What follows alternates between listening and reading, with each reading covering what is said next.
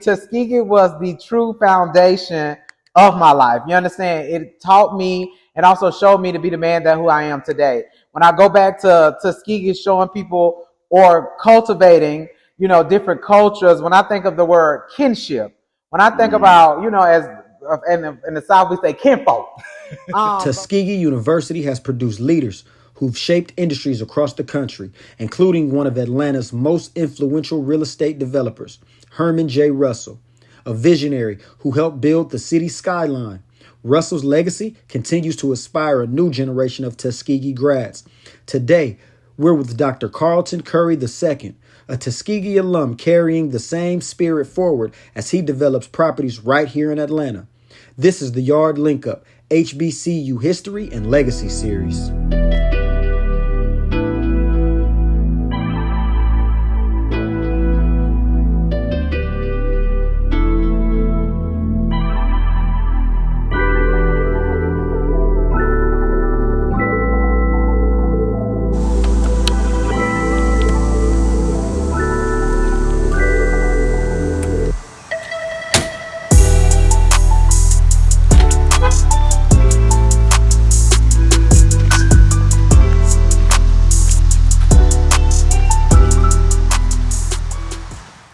Now, the last thing I want to do today is to be interviewing somebody from Tuskegee. What's going on with you, man? My brother, what's going on? Hey, I'm good. I said, you got a lot going on here. Got a lot going on. So you ASU, I see the hat. Yeah. So that's Alcorn, right? Nah, it's the real ASU. Nah, definitely, man. Shouts out to Tuskegee for sure, man. So you got a lot going on. Let's go on in and see. All right. Dr. Carlton.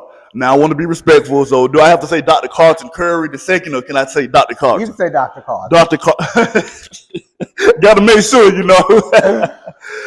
Now, how did Tuskegee University shape your visions and values just in everyday life? Man, that's actually a great question. I kind of spoke on that previously when I tell you Tuskegee was the true foundation of my life. You understand? It taught me and also showed me to be the man that who I am today. When I go back to Tuskegee, showing people or cultivating, different cultures. When I think of the word kinship, when I think about, as in the South we say kinfolk. But when I think about kinship, it takes me back to that loyalty standpoint. That blood makes you related, but loyalty makes you family. And at Tuskegee, I found family. I found people that I'm lifelong friendships. I was best man in their wedding. I'm their kid's godfather. And Tuskegee has taught me that when I go back to what I said earlier about being a builder, and everybody is watching, I want you to put in the comments, I'm a builder. When I go back to being a builder, it built those communities for me. It built those relationships. It built those longevity family, and I think about that so much when I think about my tenure at Tuskegee University, because anybody can go to college, anybody can go and study, get these degrees and go out into the world. But when I think about the mental capacity of your life and who's there for you when everything is not going, it's a lot of my Tuskegee family. Wow. You understand? And so I would say when it goes down to morals, values, it all goes back to that kinship. Wow. You heard him. Be a builder. I'm gonna say that myself. Be a builder. I'm going to build on something today as soon as we leave here. Come on. Now, do you find any challenges in being a black acquisition engineer? Of course.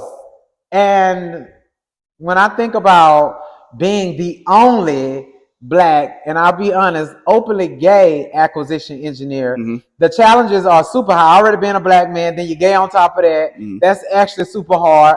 And I just say I'm very spiritual. And, at the end of the day, I lean not to my own understanding. I acknowledge God in all thy ways, and he shall direct my path. Well, he done took us to church. And I promise you that what has been my way out. I'm the only, when I say the only, I'm the only black, openly gay, multi-million-dollar acquisition engineer in the state of Georgia.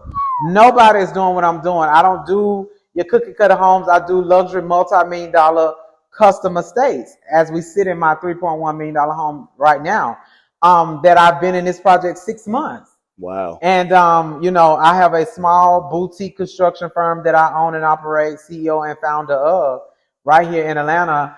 And the biggest challenge is I look at it every day as myself because I want to outdo the old me. But the other challenges that come, I'll just be like, no weapon formed against me shall prosper. And every tongue that rises against me in judgment shall be condemned. So I speak those things in which they already are. If popping your what the drums and the keyboard at, man. Anybody, man, the bulldozer need to do something. That's actually very dope, though, man. Now, by you being in this particular great field that you're in, do you actually get any inspiration from pioneers such as Herman J. Russell? Y'all might have a thing or two that may be in common. Yeah, I don't know. But do you get any inspiration from him or anyone else? Wow, you said a powerful name, Herman J. Russell. What made you ask him specifically? Well, he's one of the first to do it. Yeah. He's one of the first to do it. A groundbreaker. He's a pioneer. And anytime you have pioneers, a lot of times, no matter what field you're in, whether it's music, construction, whatever, electrician, it's people that done it before you. And a lot of people get inspiration from that. So I wonder, do you get any inspiration from people of that nature? Absolutely. And it's so funny because we done talked about this Tuskegee situation over and over again that I am a, two-time graduate. There we go, 2-time. But no, when you say Herman J. Russell, he's also a graduate of my alma mater. And at that time, he graduated in 1953, which was Tuskegee Institute at that time. But the legacy still lives on. And it's so funny because one thing, Herman is from Atlanta too. He's from Atlanta. And then his dad was a plasterer. And so he kind of was in the business by trade, but then went to Tuskegee and he then studied construction and then left Tuskegee and came to Atlanta and started the only black billion-dollar empire for construction. So of course I studied this man. Of course he paved the way for people like me to run. He really walked so I could run.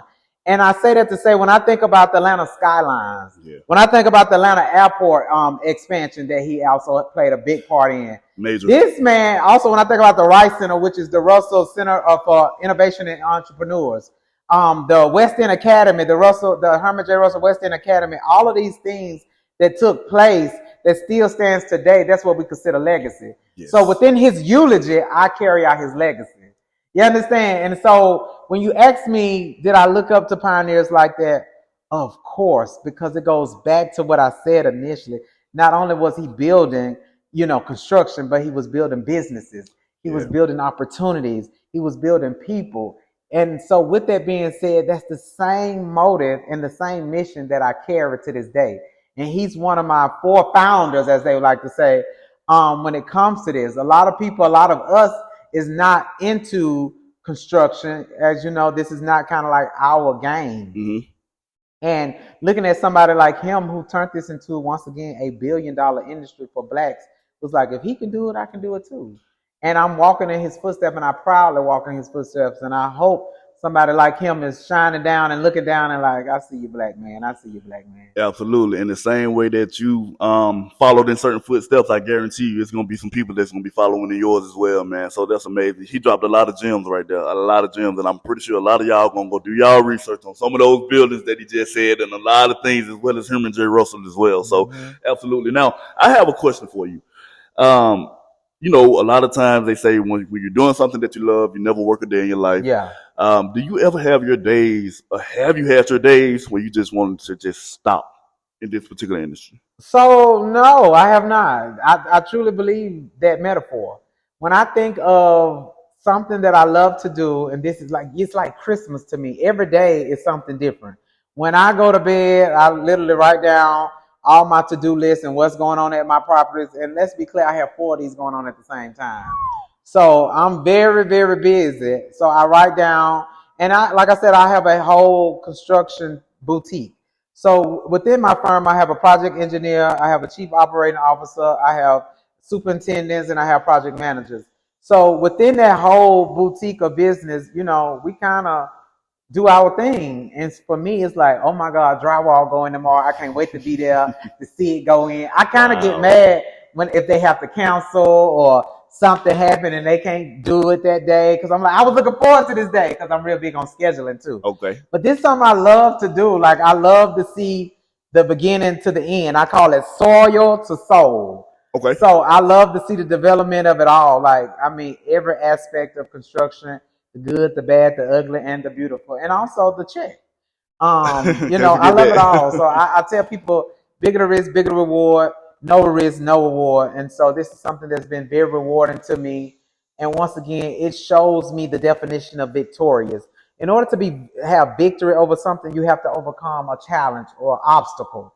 And that's how one becomes victorious. So when I sit at the closing table and see something that I have built once again, and a family buying it or an individual saying, this is my dream home, I'd be like, oh my God, that's when I get the true victory. Got you. And you know, it's crazy because, you know, from doing interviews, a lot of times you can do an interview with an individual and you can tell that they're in their profession and it's like, okay, well, yeah, the check is good. But I can tell that you really have a passion for what you do and you've always had a passion for it since you started. Yeah. So I think that's a great thing. And I'm like you said, the check is gonna follow if you have the passion that's been doing it this long. Yeah. I'm looking at your wrist over there, brother. I'm thinking you picked the right field. But anyway, on to the next.